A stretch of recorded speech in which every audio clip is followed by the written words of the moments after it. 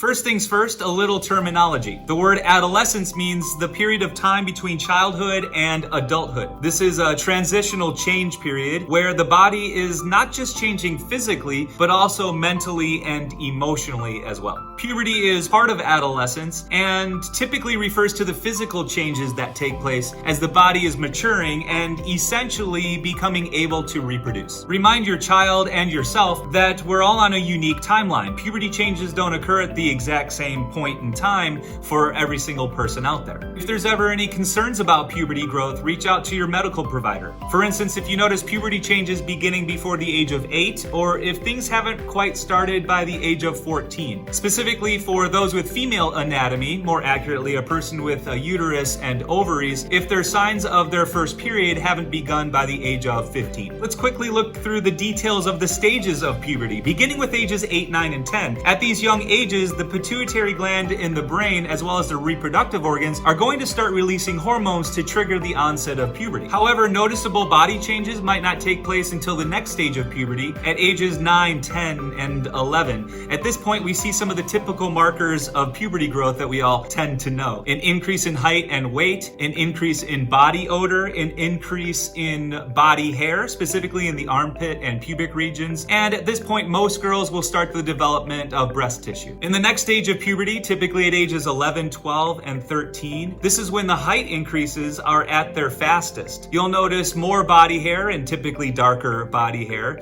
Acne can start to develop, not just on the face, but also on the shoulders, back, and chest. Most girls will see an expansion of breast buds and breast tissue, as well as more shape in the hips and the thighs. For most boys, the voice is going to start to deepen, the shoulders will broaden, and wet dreams can occur as early as this age as well. By ages 13 and 14, more of the same. More body hair, a potential for more acne exists. Most boys will notice an increase in genital size, and most girls will start to see signs of their menstrual cycle. As many as 6 months before their actual first period, they might notice some clear or white vaginal discharge. And in the last stage of puberty, typically at the age of 15 plus, the physical changes will have started to slow down. Most girls will see their menstrual cycle start to regulate. Breast tissue can continue to develop, but most of the body shape has taken place. Most boys will notice that the size of their genitals and body hair, including facial hair, will be that close to an adult. All in all, this person is looking a lot more like an adult than a kid. Once again, everyone's on their own puberty timeline, but make sure to check in with your general practitioner if there's ever a concern. So what are some areas that kids need support in